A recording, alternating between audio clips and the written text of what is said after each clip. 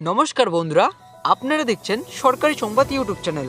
আর মাত্র কয়েকটা দিন বাকি, তারপরে রাজ্যে পঞ্চায়েত নির্বাচন। এখনো ঘোষণা হয়নি যে রাজ্যে কবে হবে পঞ্চায়েতি ভোট। তার আগে তুলকালাম কাণ্ড।